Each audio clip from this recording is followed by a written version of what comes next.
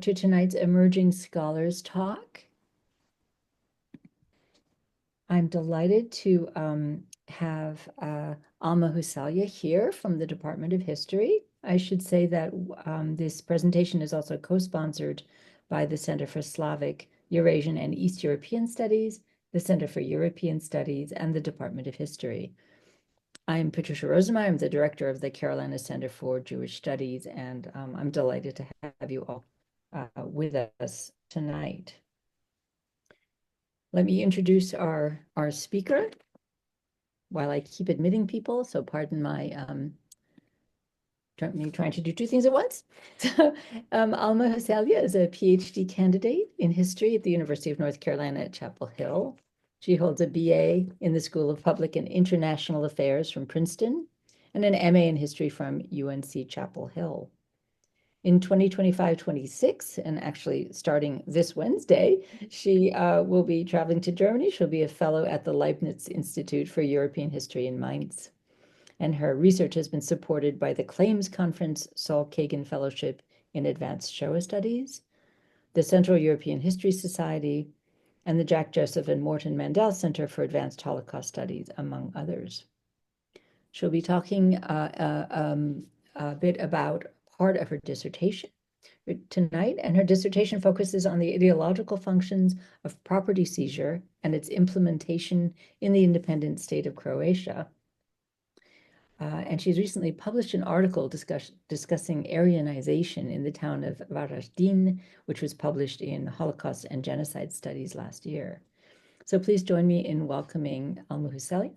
And we will, after the talk, we will have a short Q&A, and I welcome you all to just raise your hand and I can call on you moving forward. So I will let Alma switch over to her screen sharing now, and I look forward to hearing her talk. Okay, so let me get started here. All right, can everybody see the presentation okay? Okay, great.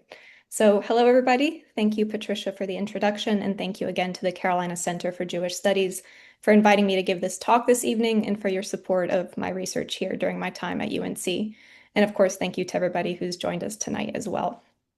So my research focuses on the independent state of Croatia, and I'll use the shorthand NDH for the state's name, the state's dispossession of property and its redistribution, a process which primarily targeted those that authorities deemed to be Jews, Serbs, and Roma, and was intertwined with their genocides during World War II.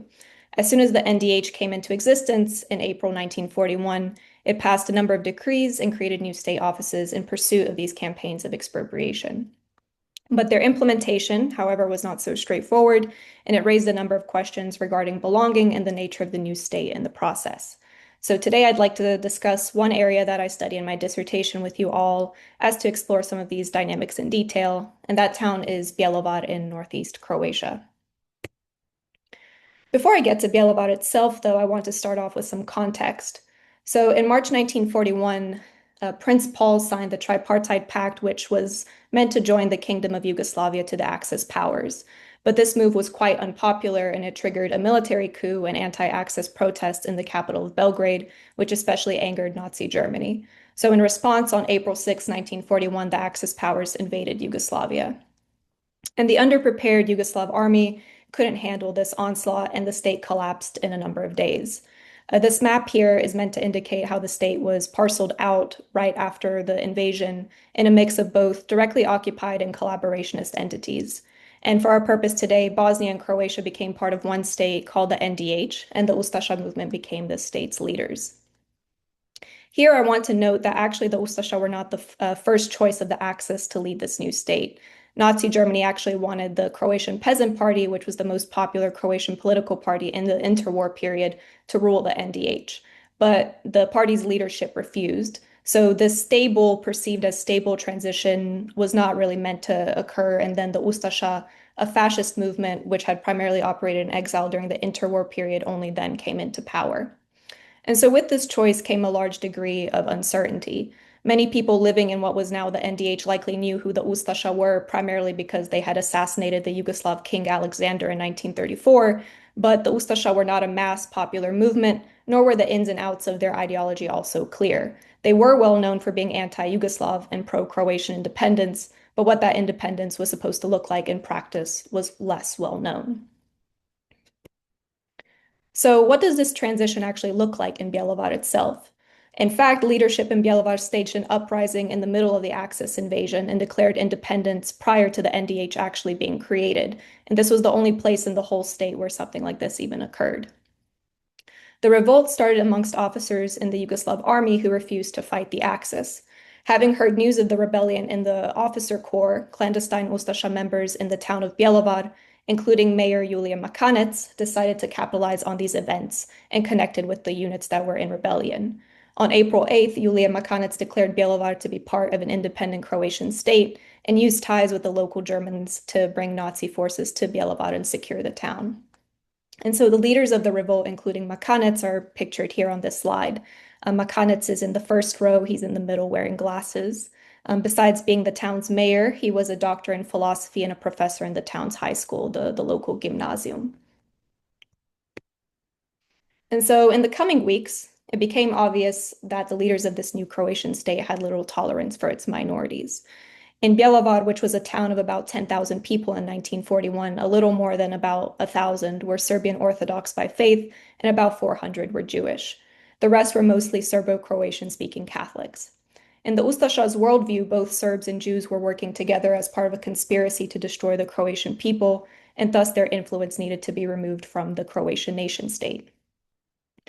In this process, other smaller minority groups were often also caught in the crossfire, both in Bjelovar and elsewhere. In Bjelovar itself, where there were a number of Czech speakers, for example, the Czech language school pictured here was also shut down by the Ustasha in the spring of 1941. But since Jews and Serbs were the primary focus of the Ustasha, local authorities in Bjelovar, in coordination with German officers, started issuing demands that Jews must wear yellow armbands marking them as Jewish, demanded a large monetary contribution, and forced them into labor such as hauling stone on the streets.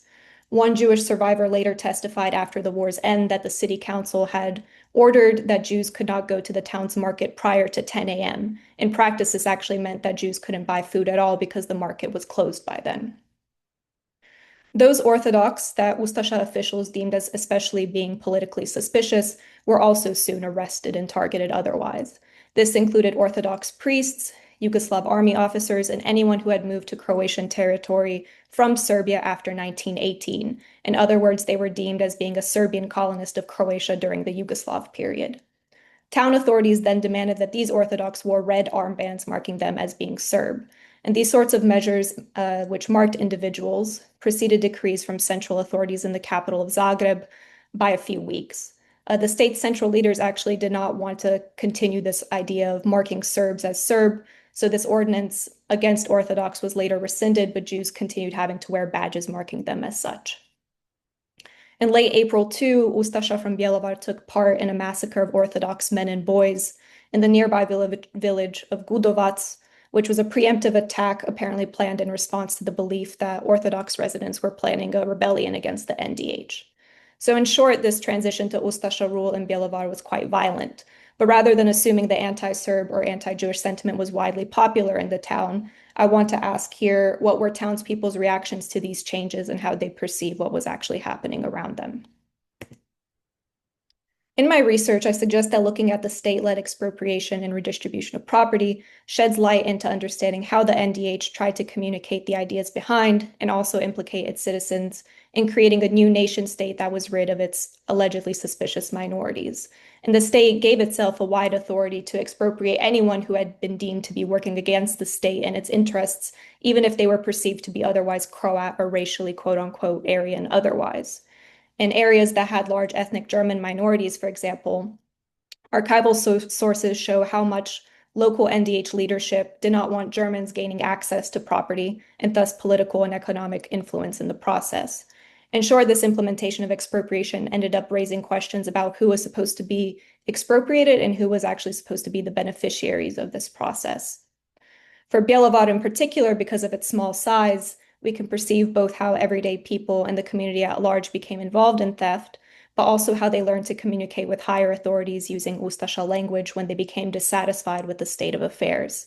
And we can also trace responses from higher authorities themselves that show concern over how to manage the property question, which became more than just about the property itself. It became about the implementation of social and economic policies and the aims, or at least the alleged aims, of the state at a larger scale.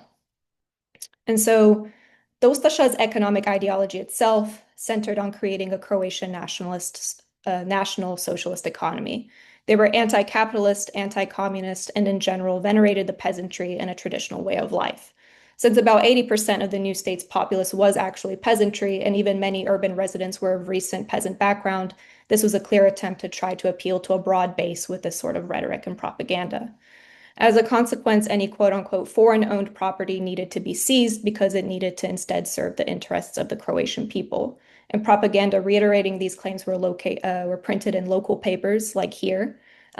Public speeches given by Mayor Julia Makanec and others over the coming weeks, too, also spoke directly about how the Yugoslav regime had economically exploited Croats. Concrete examples, among others used, included how the post-World War I currency reform implemented by the state's elite in Belgrade had impoverished those living in Croatia and Bosnia, but had benefited those living in Serbia. Expropriation of minorities was thus a central prong of this economic restructuring, which was also part of the process of creating a brand new nation state. So what did expropriation actually look like in practice?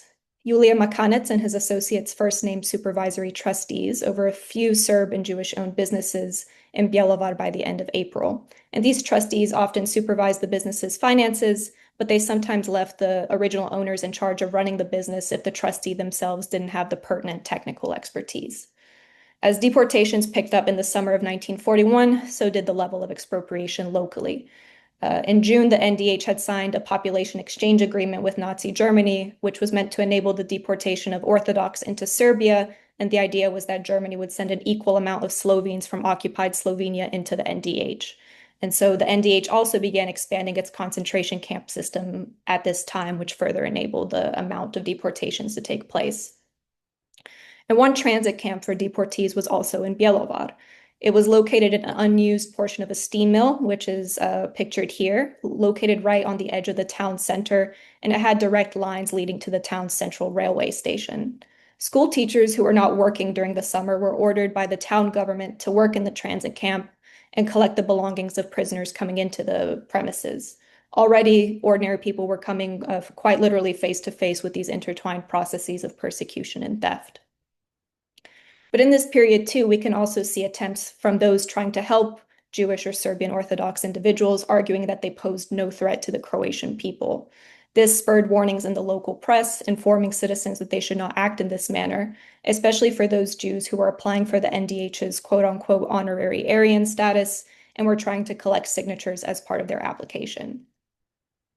In one village near Bjelovar, for example, about 20 residents signed a petition asking for their Orthodox neighbor to be released from the transit camp because he, quote, never infringed upon the religious nor the national efforts of our Croatian people, end quote. And he was also supposed to be converting to Catholicism soon alongside his family. This is relevant because throughout the NDH, not just in Bjelovar, many thought that conversion was an easy way to solve the minority question and simply assimilate people into becoming Croats, indicating that these sort of essentialist understandings of belonging were not so widespread at this point in time. However, central officials repeatedly had to communicate that, especially for Jews and Roma, being legally defined as non-Aryan, that they could not assimilate in this way. Even though there were only about 40,000 Jews in the NDH and about the same number of Roma, persecuting these small groups of minorities still came to raise questions about under what conditions they were actually being persecuted to begin with, and if they could be addressed through something like religious conversion. As one historian of the NDH, Daniel Matijevic, has recently suggested, these categories, like honorary Aryan, indicated the role of perceived good behavior in the Ustasha worldview as being indicative of one's national and also their racial quality. As for the state's about 2 million Orthodox, which were about 1/3 of the total population, their racial status and even their national status was never actually legally outlined in any way. So amongst different authorities, different individuals suggested strategies of assimilations versus deportations or attacks over the coming years.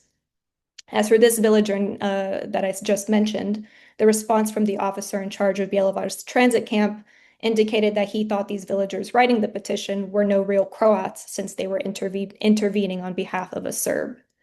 But even this officer himself soon intervened on behalf of an Orthodox man whose three sons were working in the NDH's state bureaucracy, stating that they were all loyal to the Croatian national cause.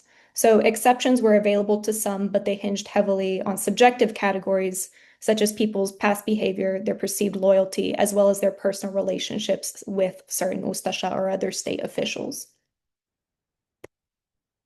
When deportations were complete, or basically complete, in August 1941, the town had a new mayor, Nikola Božičević, and he ordered school teachers and farmhands to go collect the belongings left behind in people's homes. They then were to take this property to the synagogue, which would be used as a warehouse. Inside, women teachers sorted the clothing, furniture, and other items, and by the end of the month, the first auctions of property were held in the synagogue, with workers receiving priority and then only state officials. So at first glance, we might say this is a successful case of what the Ustasha set out to do, redistribute property for minorities to Croats in need. But there were noticeable problems that caused rumors to spread in this small town. The teachers moving the furniture noticed instances where items were missing from the inventories they received from officials. People working in the synagogue saw the new mayor, Božičević, giving valuable items away for cheap or free to the town's local elite.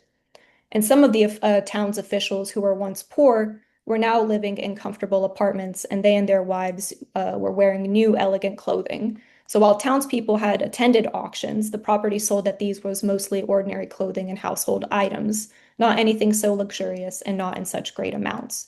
So something was evidently happening. In January 1942, one Bjelovar townsperson submitted an anonymous complaint to the state prosecutor's office, blaming the town's mayor for using property taken from Jews and Serbs to ingratiate himself with local elite. His actions, they argued, were damaging property that belonged to the state. And so in response, the Ministry of Treasury quickly sent officials to the town to investigate relevant financial records and whatever property remained in the town's synagogue. The Ministry of Justice also authorized a local judge to look into the behavior of Bjelovar's officials. And this judge began detaining and interrogating Božičević and other Ustasha, including the one that was in charge of the transit camp. It soon came to light during this judge's investigation that too many local leaders and officials in Bjelovar had been implicated in stealing expropriated property. In fact, as the judge soon found out, the string of theft went all the way back to Zagreb, as even high-ranking Ustasha there had received property taken from Jews and Serbs in the town. So central authorities working in the state's ministries had to make a decision. If they punished everybody and if they punished nobody, both would leave a bad impression on the townspeople. And they took a half measure and decided to only punish the transit camp's commanding officer and a few other officials. At the same time, it became clear that this judge who had carried out the investigation knew too much. So they arrested him too and planned to execute him on allegations that he was a communist. The judge instead committed suicide in jail prior to the death penalty being carried out. Božičević, even though he was the subject of this original complaint, remained mayor for about another year until he was replaced.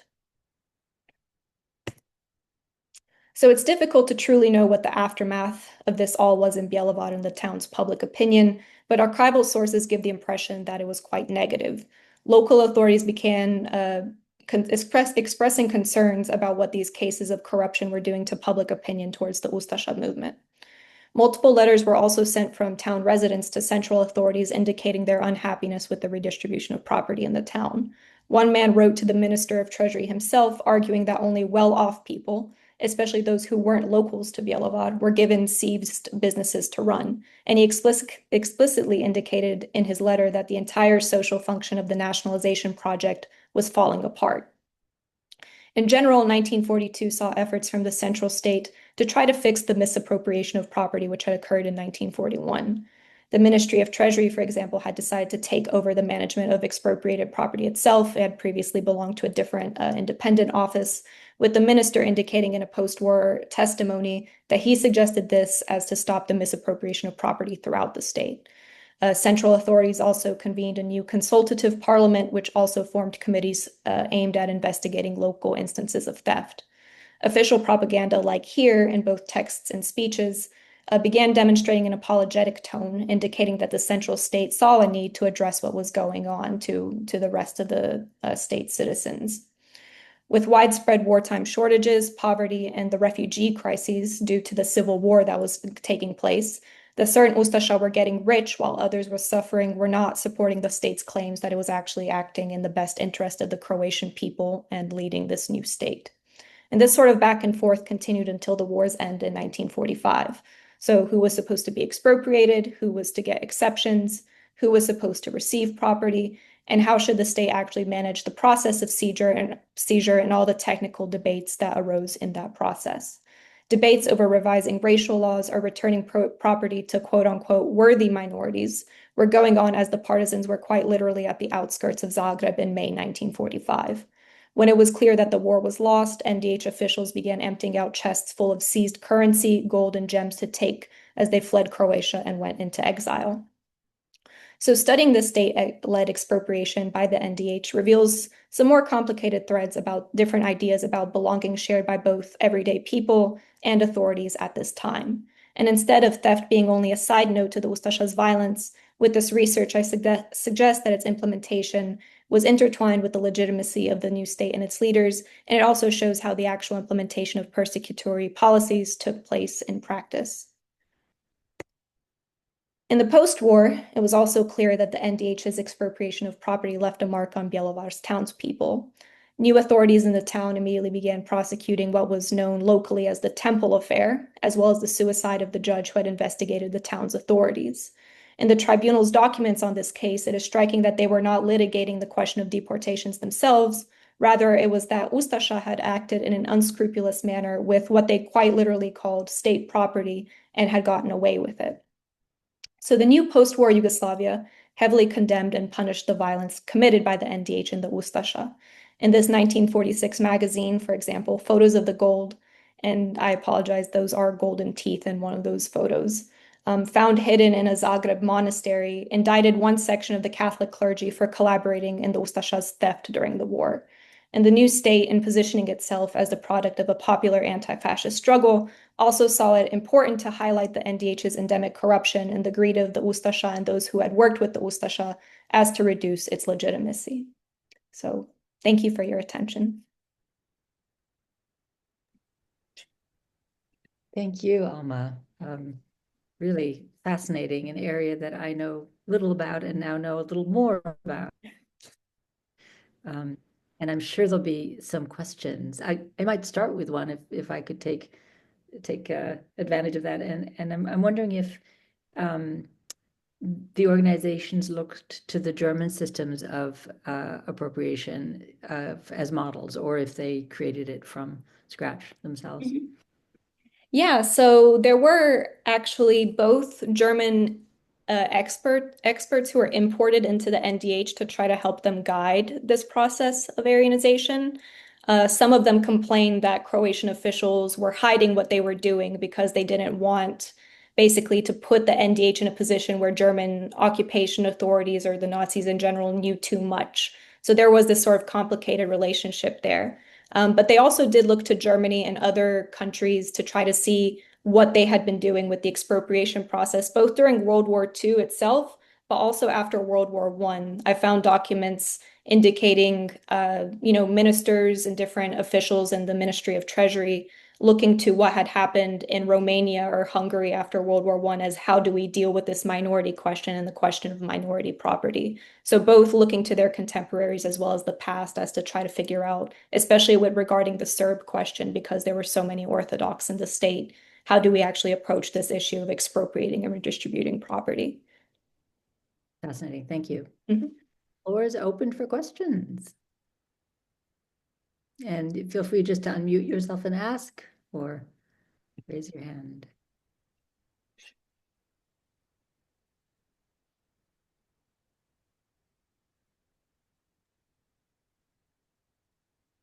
Well, I'll jump in if you can hear me okay. That was great, Alma. It's always a pleasure to hear. And I always learn something new every time you talk. So um I was wondering, and I can't remember if you've written this before, how much the Ustasha was also mimicking or at least drawing from the peasant party's platform on land reform, especially like coming out of World War I.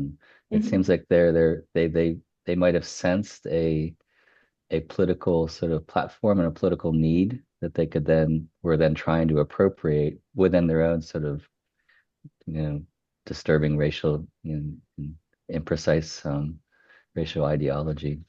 Mhm. Yeah, thank you. They definitely did try to pull on what the Croatian Peasant Party had been doing in the interwar period, especially in the late 1930s when the Croatian Peasant Party was given when the royal dictatorship had been relaxed after Alexander's death and they were sort of led back into the realm of politics. There were more and more explicit pamphlets and other publications propagated by the Croatian Peasant Party explaining how the whole Yugoslav system was especially, it was targeting Croatia, but they presented this as everything that was outside of Serbia was being exploited by Belgrade, including parts of southern and northern Serbia itself.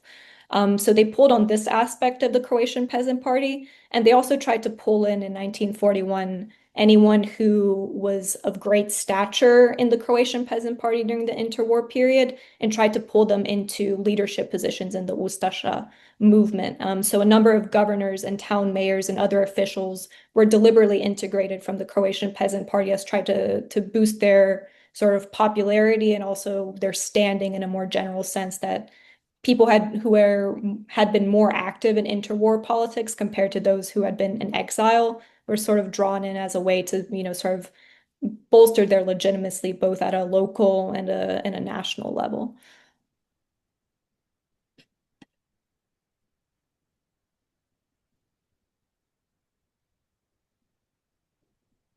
I have a question, I guess, if no one else does. Thank you so much for the talk. I thought it was very interesting. I think one part I was kind of wondering is if you could speak to how this kind of these like property grabs and land grabs factored into like future narratives of complicity and like perpetrators and that kind of narrative being constructed of now you have this whole population also of people who are getting this property becoming like seen as maybe a perpetrator or if that wasn't the case feel free to correct me, but yeah, I'm just interested in kind of how these land properties impacted that narrative and even how the history of this period was written after the fact. I know that's kind of a whole other can of worms, but if you could speak more to that, that'd be great. Yeah, thank you, Lizzie. So it's really interesting that both during the NDH period and then right after, these local conditions and variations at the local level as to who was actually being punished became quite salient in, from 1945 onwards.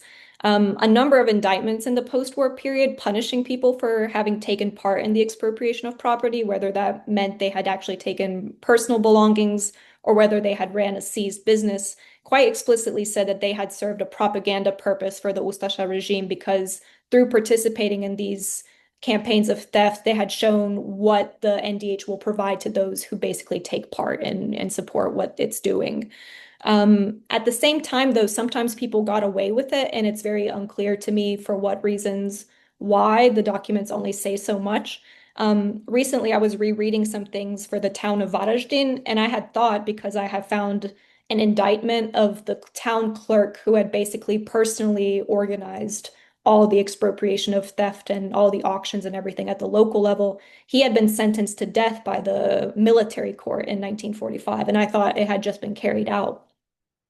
But I found another source from the 1950s that said that he was alive and well and he was still working as an accountant in a factory in the town. So I have no idea what happened in the process that they changed their mind.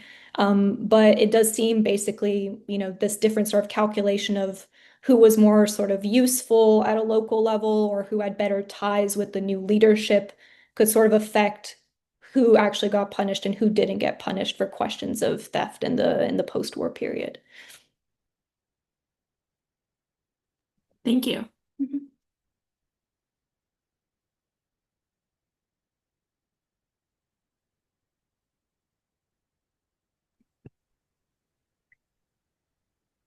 I'm curious about why you chose this particular town. I think you said there were 400 Jews living there. Is that, did you choose it because of the number of Jews and Romas? Did you choose it, yeah, why this town, or does your dissertation cover other towns as well?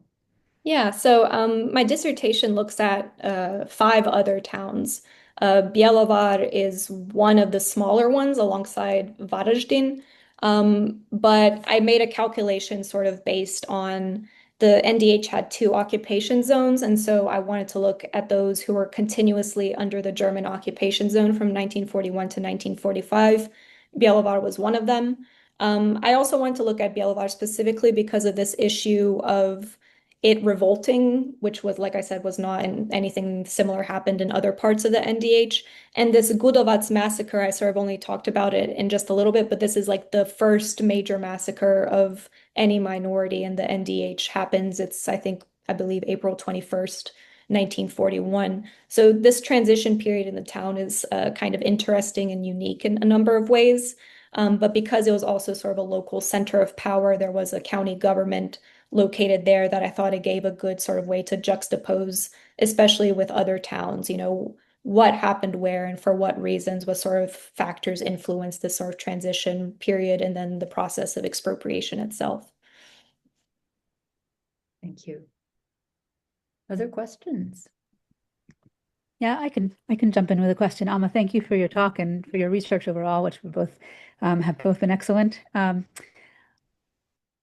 Wanted to ask you more about where your or how your project about the independent state of Croatia kind of helps us rethink the role of property confiscation in the complicity of local populations, the relations between populations and the authorities beyond this region. What are we learning from your project that I think is really going to help scholars of the Holocaust rethink these questions of property more broadly beyond this particular region? Yeah, thank you, Karen. I think it's interesting for the NDH. I mean, part of this is that this corruption, I think, with the NDH, that is one of the things that always comes up when you're studying the seizure of property is how corrupt and problematic it was. But I find it interesting to actually look at how involved people were, both at the state level and the local level, in trying to get things under control. And I think this state-making process is very helpful for trying to understand what's going on in the NDH because it helps it situate, there was no real predecessor to there being an independent Croatian state until 1941. So what does it actually mean to create a new state, a new nation state out of scratch? And there's a lot of scholarship trying to situate the violence of the Holocaust in these sorts of longer chains of nation state consolidation after imperial collapse after World War I. And I think the NDH, both in trying, it's a story about World War II, but it's also part of this larger story of how do nation states even come into existence? How do you deal with the question of minorities at this sort of level? What does it mean to create a sort of new economy is supposed to serve the interests of a certain group of people? And so I think both for the Holocaust, but then for the history of the early 20th century in general, I think the NDH has a lot of insights as to, how does this sort of state formation that still dominates our world today, how does it actually function? And what are sort of the costs of, prioritizing one group of people over another group of people? Because this is the most violent manifestation of what that sort of process can actually look like in practice. Thanks.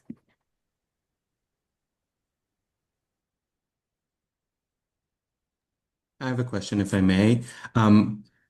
I found it fascinating. I know very little about the history of the region, so thank you. I wanted to ask if you see differences in the five cities or towns that you're looking at, in differences in kind of patterns that maybe can be attributed to the size of the city or the village. Is it are you looking at any like bigger cities? Or I understand the region is under continuous occupation for the whole time, but so that kind of limits the case study, but kind of how the size of either Jewish population or minority population and the size of the city kind of impact this property. Yeah, thank you. So size is definitely a factor, and part of the reason that I wanted to talk about Bjelovar today, part of it was that I felt like I had some of this more detailed information, sort of photos and things that happened in the town, that you could sort of see the social dynamics at play a little bit clearly because it was a town of about 10,000 people. I also look at Zagreb and Sarajevo and Osijek, which are much bigger. But some of these things are also more diffuse because it's not as clear as pointing to, somebody that you know quite personally because you sort of grew up around them and seeing that they suddenly, jumped social class a few months after the new state was created. Some of these sort of social and community dynamics are less clear at the larger city level. The number of minorities also impacts the processes of persecution. In Banja Luka, which is one of the cities that I also examine, Zagreb was the capital of the NDH, but there were initially plans to make Banja Luka the capital. The issue with Banja Luka was that about 1/3 of the city were Serbian Orthodox. So in Banja Luka, the town governor basically takes the initiative in the city and the region to try to purge it of Orthodox right in 1941. But this also came at the delay of persecuting the town's Jews. Most of Banja Luka's Jews were deported only in 1942 because their target was mostly Orthodox. A similar process sort of occurred in Osijek. Another historian of the NDH, Lovro Kralj, he wrote an article about the persecution of Jews in Osijek. And Osijek had large ethnic minorities of both Germans and Hungarians. And in his article, he argued that in Osijek, basically what happened was that each nationalist faction, so the Ustascha, the Arrow Cross, and local Volksdeutsche Nazis, were using competitive anti-Semitism to try to take over the city, basically to exert their influence over the town. At the same time, because they couldn't agree with one another, this meant that also Osijek's Jews were not deported until mid-1942. So sometimes these aspects of competition did not necessarily mean that, Jews or Serbs or whoever was going to be deported first. It's sort of these local factors had a lot of interplay, especially in 1941 as the state was still in this transition period. And sort of the structure of authority hadn't been so ironed out in this early period of time.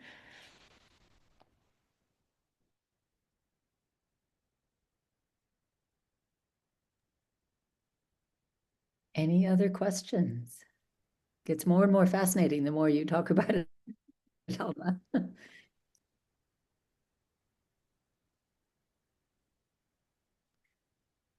Well, then I think it's time to thank you again for a really fascinating talk. I look forward to seeing the whole dissertation and book eventually.